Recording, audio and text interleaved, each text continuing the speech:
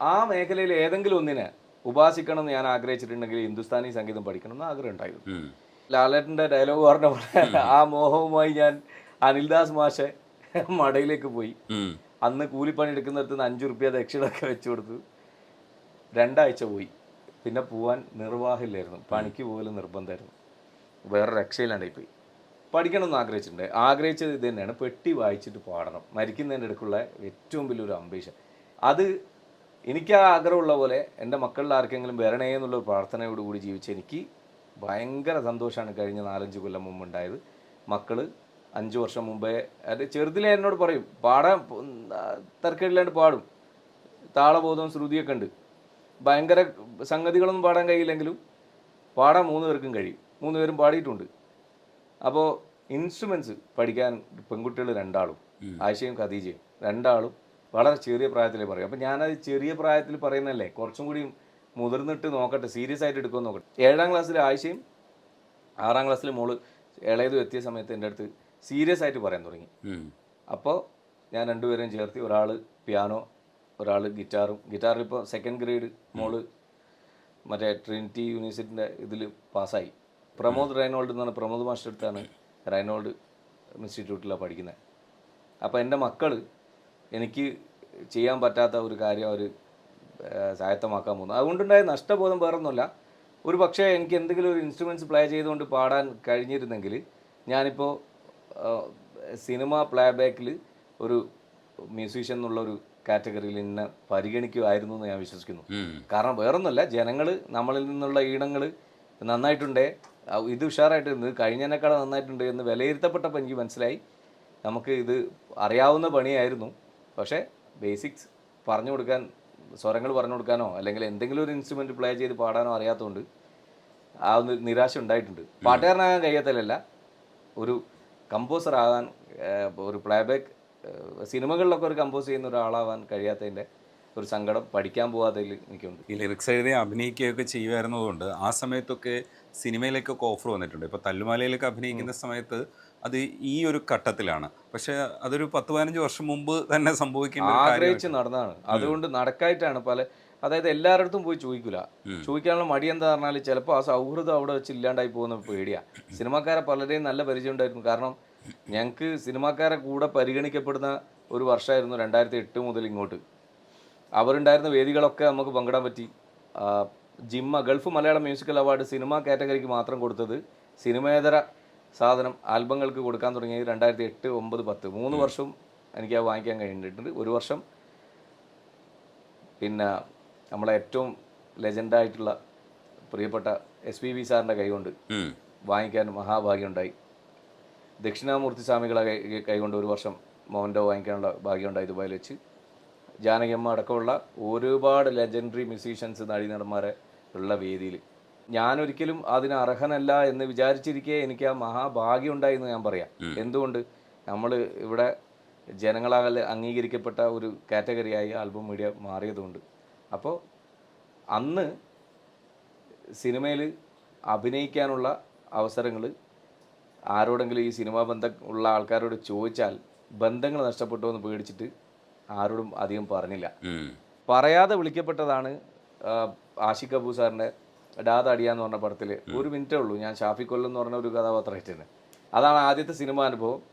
പിന്നീട് സിനിമയിൽ വിളിക്കപ്പെടാത്തതുകൊണ്ട് ഹോം സിനിമകൾ ആൽബം പോലെ തന്നെ ഇവിടെ മലബാർ ഏരിയയിൽ ഭയങ്കരമായിട്ടുണ്ടായിരുന്ന സാധനമാണ്. CD വന്ന് ഹോം സിനിമകളിൽ അഭിനയിച്ചു. ഷോർട്ട് ഫിലിംസിൽ ആ ആഗ്രഹം സഫലീകരിക്കപ്പെട്ടു.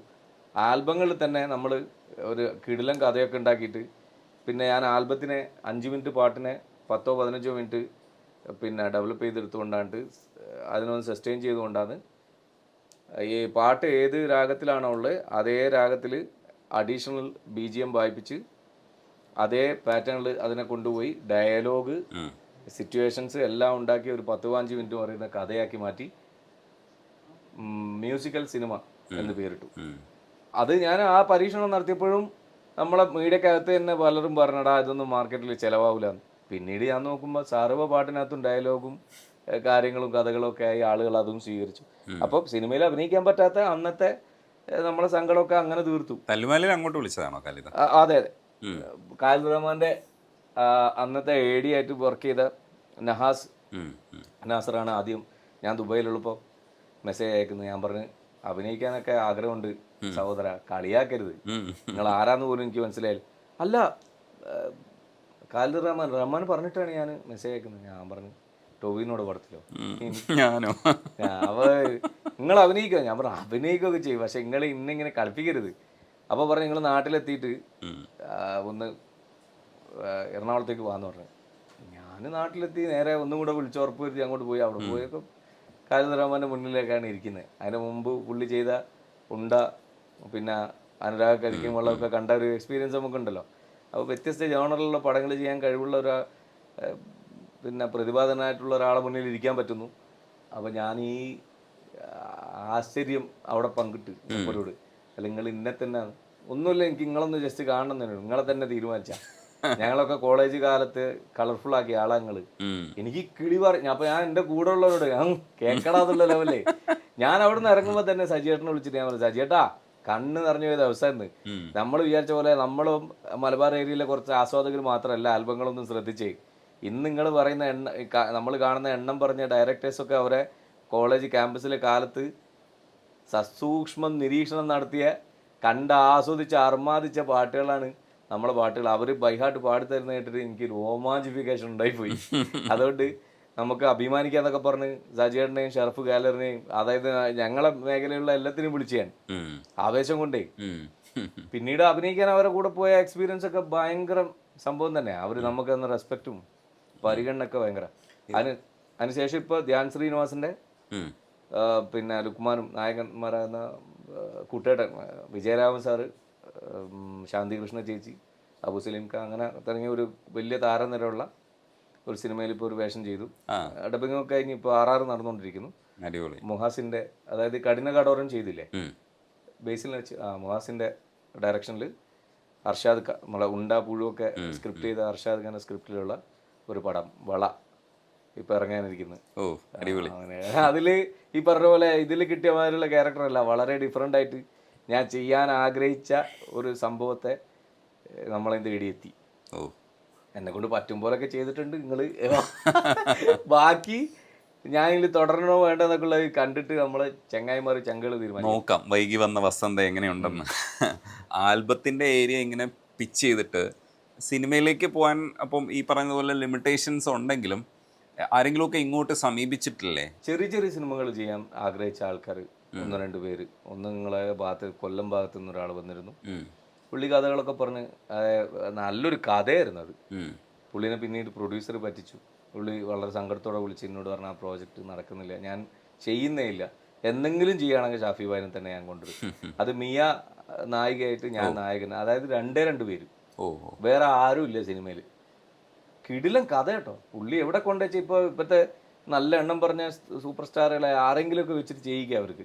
അപ്പൊ അതൊക്കെ ചെയ്യുകയാണെങ്കിൽ വേറെ ലെവലിലേക്ക് പോകുന്നത്. ഈ ഷാഫി കൊല്ലത്തിലെ കൊല്ലം എന്ന് പറയുന്ന ഈ കൊയിലാണ്ടി കൊല്ലം, അതെ, അത് ആ കൊല്ലമായിട്ടുള്ള ഒരു ഐതിഹ്യ കഥയിലുള്ള ഈ പിന്നെ വിശ്വാസപരമായിട്ടുള്ളൊരു ഇതിലുള്ളതാണത്. ഇവിടുത്തെ വടക്കേ മലബാറിലെ ഏറ്റവും വലിയ മഹോത്സവമായിട്ടുള്ള കാളിയാട്ട മഹോത്സവം ഇപ്പോൾ ഇതാ ഏപ്രിൽ 4-5 നടക്കാൻ പോകുന്നത്. ആ ക്ഷേത്രത്തിലെ ദേവിയും അവരുടെ സഹോദരിയായിട്ടുള്ള ദേവി കൊല്ലത്താണ്. അവർ പിന്നീട് അതൊരു ആ വിഗ്രഹം അവിടുന്ന് മോഷ്ടിച്ച് ഒരു കള്ളൻ പുഴ വഴിയോ കടൽ വഴിയൊക്കെ ഇങ്ങനെ വന്ന് അയാൾ ഇതിലൊക്കെ പെട്ട് ചുഴിയിലൊക്കെ പെട്ട് കരക്കടിഞ്ഞത് ഇവിടെയാണെന്നും ഇവിടെ പ്രതിഷ്ഠിക്കണമെന്നും അയാൾക്ക് കിനാവ് കാണിച്ചു. അങ്ങനെയാണ് ഇവിടെ ഉള്ളതെന്നൊക്കെ ഒരു ഐതിഹ്യം ഇവിടെ ഉണ്ട്. അങ്ങനെയാണ് കൊല്ലം എന്ന് പേര് വരുന്നത്. ഇവിടെ ഇത് ശരിക്കും പന്തലായനിയാണ്. ഈ ചരിത്രത്തിൽ പന്തലായനി എന്ന് പറഞ്ഞാൽ ആയനി മരങ്ങൾ പന്തലിച്ച് നിന്ന ഒരു തീരം കാണിച്ചു കൊടുക്കാൻ വേണ്ടി പണ്ട് വാസ്കോഡ ഗാമ അടക്കം, നിങ്ങൾ ഇപ്പോൾ അതിൻ്റെ ചരിത്രം കേട്ടിട്ടുണ്ടോന്ന് അറിയില്ല, കാപ്പാട് തീരത്തല്ല ഇവിടെ നമ്മളെ ഈ പന്തലായനി തീരത്താണ് വന്നിറങ്ങിയെന്നുള്ള അഭിപ്രായത്തിലുണ്ട്.